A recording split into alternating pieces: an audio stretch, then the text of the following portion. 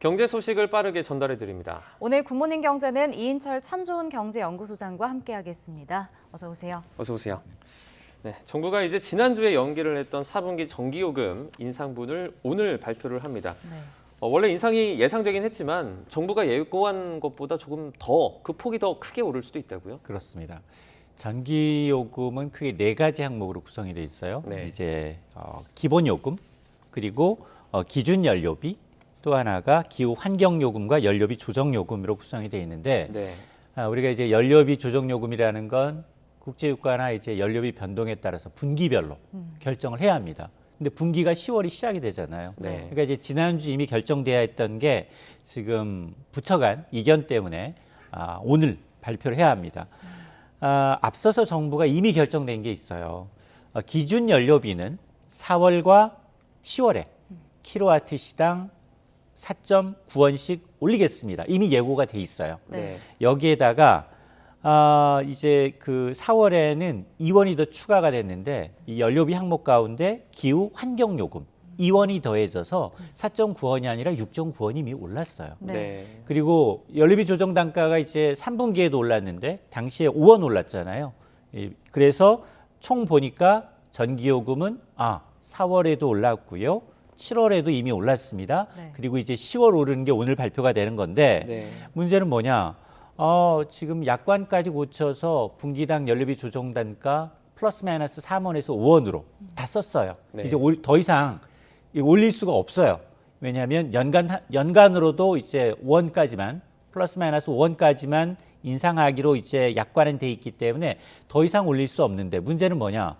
상반기 동안 지금 이 한전의 적자를 봤더니 수입은 킬로와트당 230원에 수입을 해서 파는 건 120원에 팔고 있다는 겁니다. 네. 그러니까 누적 적자가 상반기까지만 14조 원이 넘고 이거 연말까지 그대로 가면 30조 원 훌쩍 뛰어넘을 수 있다라는 이유 때문에 일단 이런 이제 이 적자를 좀 해소하기 위해서 한전이 산자부한테 요금을 인상하기를 원했던 폭은 네. 260원이에요. 네. 킬로와트 시당 260원은 그래야 적자가 해소가 됩니다라고 하는데 그건 말도 안 되는 얘기거든요. 네. 그래서 이제 이 산자부는 그러면 연간 연료비 조정 단가 인상폭 요건 지금 플러스 마이너스 5원이니 이걸 2배 10원 정도로 올리는 방안을 이제 이 기재부와 협의를 하고 있는데 기재부는 난색을 표시하고 있는 거죠. 네. 지금 물가 계속해서 정점 10월이라고 얘기했는데 공공요금이 오르면 그 미치는 파장이 만만치가 않아요. 네. 자동적으로 오르는 요금들이 굉장히 많습니다. 물건값에 반영되는 것뿐만 아니라 교통비, 물류비에도 반영이 되거든요. 네. 자, 그러다 보니까 지금 뭐 산자부의 경우에는 한전의 이 적자를 감안하게 되면 플러스 마이너스 5원 더해서 10원 정도 인상해야 한다라고 얘기하고 있지만 그러나 기재부는 물가를 감안하면 이미 예고했던 것 정도 이상으로 인상하기엔 부담스럽다라는 건데 네. 오늘 그 결과가 나오는데요. 이외에도 여러 가지 다양한 방법으로 특히 이제 이 대부분의 전기는 산업용이 많아요. 네. 기업들이 많이 쓰거든요. 대용량으로 거의 절반 이상을 이제 기업들이 쓰기 때문에 대용량 사업자의 전기요금 인상폭은 한시적으로 좀 더 많이 인상하는 방안까지 지금 얘기가 되고 있습니다. 네. 근데 전기도 지금 그렇지만 가스요금도 이제 인상이 예고돼 있잖아요. 근데 이것도 인상폭이 더 커질 수 있다고 그러던데요. 맞습니다. 이미 인상폭이 지난해 이미 발표가 다 끝났어요. 근데도 불구하고 뭐 올해 계속해서 가스가 올랐잖아요. 네. 특히나 가스는 거의 대란 수준이에요.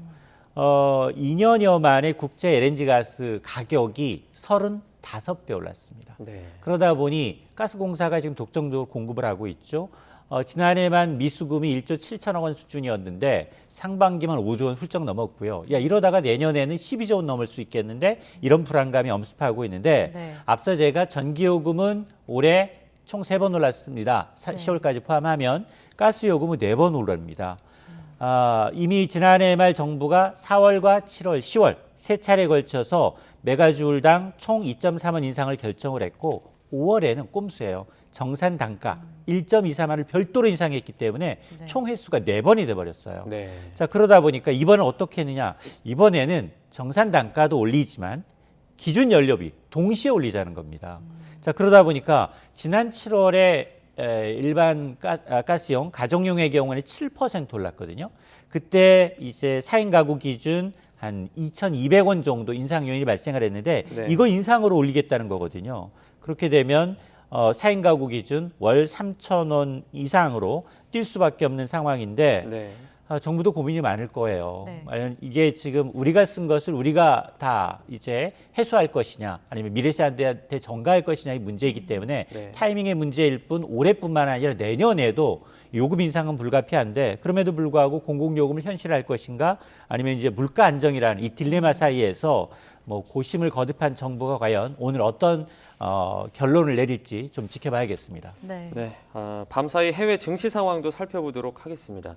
이제 뉴욕 주요 증시 같은 경우에 어제 반짝 반등을 했었는데요. 오늘 다시 또 좀 떨어졌어요. 그렇습니다. 어제 영란은행이 시장에 기입을 하면서 반짝 반등에 성공을 했는데 네. 일일 천하였습니다. 뉴욕 증시 더 많이 빠졌어요. 유럽 증시도 급락을 했고요. 네. 주요 지수가 2% 내외로 빠졌는데 특히 대형지 위주 S&P 500 지수의 경우에는 오늘 또 하루 만에 22개월 만에 최저치를 찍고 있습니다. 네. 2.1%나 급락을 했는데요. 오늘 가장 크게 악재로 작용한 건 애플이었어요. 대형 기술제 대장주, 애플은 전 세계 시가총액 1위 기업이거든요. 네. 애플이 지금 오늘 사실은 이제 중국의 경기 둔화를 감안해서 신형 아이폰의 생산량을 줄이겠다라고 발표해서 한 번 맞았는데 네. 오늘은 투자은행인 뱅크 오브 아메리카가 애플에 대한 이 투자 의견을 매수해서 중립으로 한 단계 낮췄고요. 네. 목표 주가도 185달러에서 160달러로 대폭 하향 조정을 하다 보니까 애플을 비롯해서 엔비디아 대형 기술주들 줄줄이 52주 신저가를 기록하고 있고요. 여기에다가 이렇게 이 증시 하락도 증시 하락이지만 국채 수익률이 또다시 꿈틀거리고 있습니다. 어제는 영란은행이 간신히 잡았는데 미국의 국채 수익률이 다시 급등하면서 증시 매도세가 이제 가속화되고 있는데 10년물 미국의 국채 금리는 3.8%, 2년물 국채 금리는 4.2%. 이 격차 역시 더 벌어지고 있는 상황이고 네. 여기 이면에는 지금 실업률 지표는 오히려 더 개선되는 것으로 나타났어요. 네. 물론 GDP는 잠정치하고 비슷한 마이너스 성장이 나타나고 있지만 실업 지표가 견조하다. 주간 실업급여 신청 건수가 최근 5개월 만에 최저다라는 소식이 오히려 이렇게 보면 연준이 지금 고강도로 긴축을 해도 지금 고용 시장은 여전히 견조하다. 이런 분석이 나타나다 보니까 실제로 이 패드워치 연방 기금 선물을 이제 반영한 패드워치를 좀 보게 되면 11월 75 베이시스 포인트 4연속 자이언트 가능성이 지금 58% 선이거든요. 네. 어제하고 엇비슷한데 사실 이 경제 지표만 발표됐을 당시만 하더라도 60% 웃돌았거든요. 그 얘기는 계속해서 이제 매파 성향의 연준 위원들이 지금 득세를 하고 있는 데다 경제 지표도 꺾이지 않고 있기 때문에 연준이 공격적으로 금리를 인상해서 지금 연준의 이제 기준금리가 연 상단이 3.25%이지만 연말 가면 한 4.5%까지 오를 수 있다라는 전망이 나오고 있고 네. 뭐 유럽국 주요 증시도 마찬가지입니다. 영국이 지금 뭐 IMF 구제 금융 가능성까지 제기가 되고 있어서 파운드화가 또 약세인데 독일, 영국, 프랑스 지수 모두 1% 넘게 빠졌고요. 네. 국제유가도 하락을 했어요. 오늘 11월 인더분 서부 텍사스산 중진리의 경우에는 1.1% 추가 하락해서 배럴당 81달러인데 근데 지금 국제유가는 반등 가능성도 있습니다. 지금 플로리다주를 강타했던 허리케인 이언이 역대급으로 지금 피해를 주고 있거든요. 네. 이렇게 되면 다시 이제 국제유가는 좀 반등할 가능성도 남아 있습니다. 네. 네. 자, 올해 미국의 2분기 국내 총생산 증가율도 발표가 됐는데 마이너스 0.6%로 집계가 됐습니다. 근데 이게 뭐 잠정치랑도 같고 전문가 전망치랑도 좀 비슷한데 그래도 이걸 경기 침체, 기술적인 침체로 봐야 할까요? 맞습니다. 미국의 GDP는 속보치, 잠정치, 확정치인데 다 똑같아요. 네. 마이너스 0.6% 성장을 했다라는 건데 문제는 1분기에 이미 마이너스 1.6% 성장을 했기 때문에 2분기 연속 경기 침체의 기술적 경기 침체를 의미하는 이 단계에 접어들었다는 겁니다. 물론 미국의 공식적인 경기 침체는 전미경제연구소가 이제 판단을 하게 되지만 아직까지 구체적으로 입장을 밝히지는 않고 있어요. 네. 문제는 뭐냐? 지금까지 바이든 행정부 연준 의원들은 이 기술적으로 경기 침체에 진입했다 하더라도 미국 봐봐 고용지표 견조해 아직은 완전 고용 정도의 수준의 노동시장 탄탄한 노동시장과 소비가 견조하기 때문에 미국 경기가 아직 침체에 빠진 것은 아니다라고 얘기를 하고 있는데 문제는 3분기예요. 3분기 전망치도 좋지가 않습니다. 네. 지금 3분기 전망치도 지금 보면 애틀랜타 연방준비은행의 경기의 예측 모델을 보게 되면 현재 0.3% 제로 성장이거든요. 네. 그리고 일각에서는 3분기에 마이너스 성장 가능성도 제기가 되고 있어요. 네. 특히 크레디트 스위스는 아직 최악은 오지 않았다. 세계 경기가 큰 폭으로 둔화될 수 있고 특히 올해 미국의 경제 성장률은 제로 수준에 근접할 것이다라는 건데 연준이 이미 올해 미국의 경제 성장률 전망치를 종전에 1.7%에서 0.2%까지 낮췄거든요. 네. 이 얘기는 경기 침체는 아니다 하더라도 공식적으로 거의 경기 침체 준하는 수준으로 경기가 악화되고 있다는 걸 인정한 것이기 때문에 네. 특히나 만에 하나 3분기 미국의 경제 성장률이 마이너스 역성장이 나왔다라고 하면 뭐 경기 침체는 거의 기정사실로 받아들여야 되고 또 이에 대한 어떤 후폭풍 충격도 금융시장은 만만치 않을 것으로 예상이 됩니다. 네. 네. 우리 증시의 지금 코스피 지수가 여전히 2200선을 좀 밑돌고 있습니다. 지금 반대 매매의 우려가 좀 커지고 있는 그런 분위기예요. 맞습니다. 어쩌면 이제 우리 미증시에 앞서서 우리 증시가 이제 그걸 반영하고 있을 수도 있는데요. 네. 어제도 보면 큰 폭 상승하다가 다시 또 상승폭을 크게 둔화시키고 있거든요. 외국인까지 매수에 나섰습니다만 이 개인들이 오히려 또 이 그 하락장에 이제 좀 투매를 보이고 있는 상황인데 뭐 주식시장이 비투주의보입니다. 반대 매매라는 게 증권사로부터 이제 대출받아서 담보로 맡긴 주식이 주가가 떨어지게 되면 증권사는 임의대로 강제 처분하게 되거든요. 이 물량이 왜냐하면 이제 이 동시호가 수준에서 굉장히 시세보다 낮은 식으로 이제 강제 매매를 하다 보니까 네. 이렇게 되면 반대 매매가 오히려 주가를 더 끌어내리는 이런 악순환이 반복될 수 있다라는 건데 반대 매매를 막기 위해서는 주식 담보 평가 금액이 대출 금액 140% 이하로 떨어지면 안 되거든요. 네. 근데 지금 이런 계좌들이 이 계좌들 특히나 이제 깡통 계좌라고 하는데 이런 계좌들이 보통 연초 대비 이달 초 대비 3배 수준으로 좀 늘어나고 있다는 겁니다. 이러다 보니까 미수금 대비 반대 매매 비중을 의미하는 이 반대 매매 비중 역시 20% 선이 육박을 하고 있어서 글로벌 금융위기 당시였던 2009년 이후 세 번째로 높아지고 있어서 지금 빚내서 투자하셨던 분들 이틀 내로 이제 이걸 메꾸지 못하게 되면 강제 처분되니까 이거는 이제 원금 손실 가능성도 있고 물론 뭐 대출금 못 갚는 것뿐만이 아니라 그렇기 때문에 굉장히 좀 주시를 하셔야겠습니다. 네, 지금 그 개인 투자자들이 공매도 전면 금지를 시행해야 한다 이렇게 주장을 하고 있는데 금융당국도 이 공매도 금지 카드를 좀 만지작하고 있는 것 같아요. 맞습니다. 이게 예전과는 좀 정부 분위기도 달라진 거죠? 그동안 사실 그 공매도에 대해서 지금 코스피 200 종목에 대해서 대형주 위주로 지금 되고 있는데 공매도를 이제 우리만 한시적으로 할 거냐, 전 세계적인 이제 이 경기 침체 상황 그리고 이제 글로벌 금융시장이 좋지 않은 가운데 어떻게 할 거냐에 대한 고민을 하고 있는데 네. 역시 지금 너무 많이 빠지니까 금융시장에서 지금 뭐 채권시장 안정화하기 위해서 채권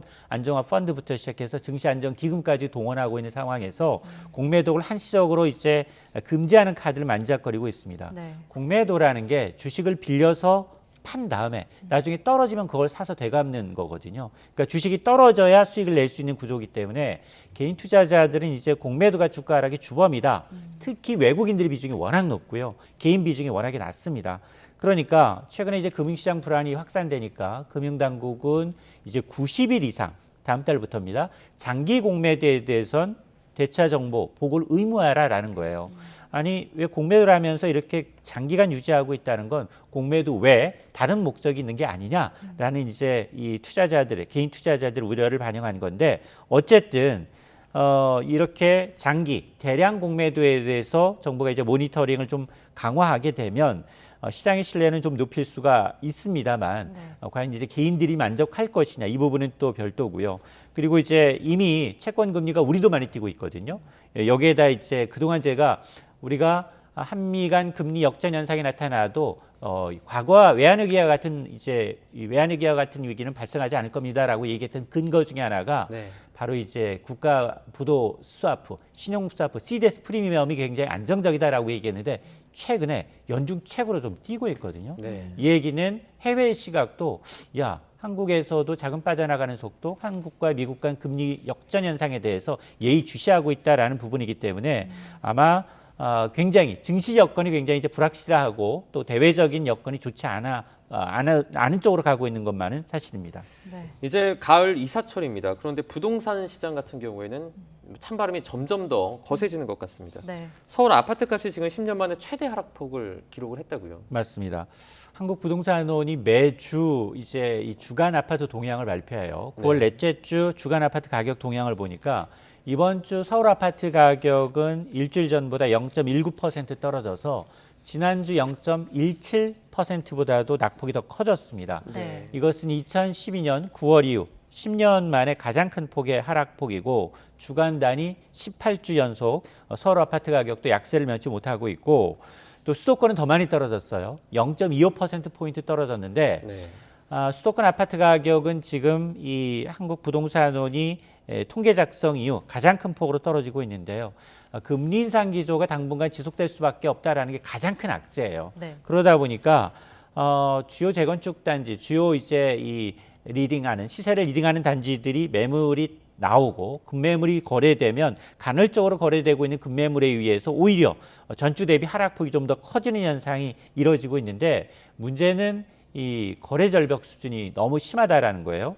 서울 아파트 거래량이 6월과 7월 거의 600건 정도인데요. 네. 수천 건에 이른 5천 건 이상이 이루어졌던 거래가 거의 70~80% 이상 거래가 이제 급감했기 때문에 네. 아마 정부가 세종시 제외하고 대부분의 지방의 규제는 풀었거든요. 투기과열지구 조정 대상 지역을 풀었음에도 불구하고 지금 그것까지 반영돼 있음에도 불구하고 집값 하락세에는 거의 영향을 미치지 못하고 있는 상황입니다. 네. 지금 전세 시장도 직격탄을 맞았는데 전세보다 월세를 선택하는 세입자가 더 늘고 있는 것 같더라고요. 이것도 당연히 금리 인상 영향이겠죠? 맞습니다. 거의 5개월째 이제 이 반전세 전세 가운데 이제 이 반전세가 그 거래 비중이 좀 높아지고 있는 상황인데. 네. 전국 주간 아파트 가격도 0.21%가 떨어졌습니다. 낙폭이 일주일 전보다 확대되고 있고 서울은 16주째 전셋값이 하락세를 면치 못하고 있습니다. 금리가 너무 많이 오르다 보니까 전세 대출 이자 부담으로 인해서 갱신합시다. 아니면 월세 쪽으로 계약을 하는 형태가 좀 뚜렷해지고 있는데 역시 마찬가지로 이제 신규 임차 거래가 이제 간헐적으로 이루어지다 보니까 그런 물건만 거래가 되면서 낙폭이 확대가 되고 있습니다.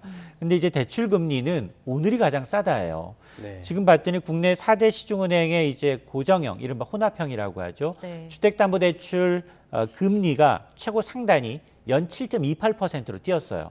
이게 최고 금리가 7%로 뛰었죠. 이러다 보니까 이 국채금리 오른, 특히나 이제 고정형 주택담보대출 금리의 기준이 되는 5년 만기 은행채 금리가 12년 만에 5%를 상회한 것이 영향을 미치고 있는데 네. 문제는 여기가 끝이 아닙니다. 지금 미국은 4연속 이제 이 자이언트 스텝 가능성이 높고요. 한국은행도 다음 달 빅스텝 가능성이 높기 때문에 아마 주택담보대출 금리 연내 8% 깰 가능성, 넘어설 가능성도 커졌습니다. 네. 네. 네, 또 우리나라가 3년 뒤에는 초고령 사회에 들어간다. 이런 통계가 나왔습니다. 지금 다른 나라보다 속도가 좀 빠르지 않습니까? 맞습니다. 이제 코리아 하면 이미지가 이제 다이나믹, 역동적이다라고 있거든요. 네. 그래서 아마 맨파워, 양질의 이제 일자리가 우리나라의 이제 한강의 기적을 만들었는데, 근데 한국이 늙어가고 있다는 겁니다. 네. 통계청의 통계를 보니까 65세 이상 고령 인구 비중이 올해 901만 8천여 명, 사상 처음으로 900만 명을 돌파를 했어요. 네. 국내 인구 가운데 고령자 비중은 17.5%가 됐는데 문제는 3년 뒤입니다. 2025년이 되면 고령 인구 비중이 20.6%를 돌파해서 초고령 사회로 진입할 것이다라는 게 통계청의 전망입니다. 네. 유엔이 65세 이상 인구를 세 가지로 분류하고 있습니다. 65세 이상 인구가 전체 인구에서 차지하는 비율이 7% 넘어가면 고령화 사회, 이게 14%가 넘어가면 고령 사회, 20%를 넘어가면 초고령 사회로 구별하고 있는데 네. 문제는 우리가 이제 고령 사회로 진입한 게 2018년이에요. 네. 근데 초고령 사회 불과 7년 만에 돌파하는데요. 다른 나라와 좀 비교해 보면 이제 이 고령 사회에서 초고령 사회로 도달하기까지 오스트리아가 53년, 영국이 50년, 네. 미국이 빠르지만 15년, 일본도 한 10년이었기 때문에 우리나라가 불과 이제 7년 만에 돌파하는 것이어서 이 속도에 대해서 우려를 자아내고 있습니다. 네. 근데 노인 빈곤율이 지금 높다는 것도 문제 같은데 뭐 상대적으로 다른 나라에 비해서 이것도 좀 높은 것 같더라고요. 맞습니다. OECD 평균의 3배를 웃돌아요. 네. 노인 빈곤율은 뭐냐? 우리나라가 한 2020년 기준 한 40%를 웃돌고 있는데 중위소득이라는 건 우리나라 소득이 가장 많은 사람부터 소득이 가장 낮은 사람까지 그 정확하게 중간에 있는 중위소득의 절반 이하를 버는 가구를 빈곤이라고 하거든요. 네. 노인의 상대적 빈곤율이 지금 40% 웃돌고 있는데 OECD 평균이 13%예요. 네. 그러니까 이게 3배를 웃돌죠. 이러면 누가 부양할 거냐. 이게 문제가 되는데 생산 가능 인구, 그러니까 만 15세부터 64세 인구, 앞으로 2035년이 되면 생산 연령 가능 인구 2명당 1명의 노인을 좀 부양해야 되는 시기거든요. 이러다 보니까 노인분들조차도 내 가족이 나를 부양해 줄 것인가 이에 대한 기대치는 많이 줄어들고 있는 반면 정부, 사회가 함께 책임을 져야 한다라는 인식이 높아지고 있는데 이 얘기는 뭐냐? 앞으로 노인 문제, 일자리 문제, 연금 문제, 주거 문제, 사회적으로 초고령 사회에 대한 대책이 좀 마련된다라는 겁니다. 네. 네. 알겠습니다. 오늘 굿모닝 경제 이인철 소장과 함께했습니다. 고맙습니다. 고맙습니다.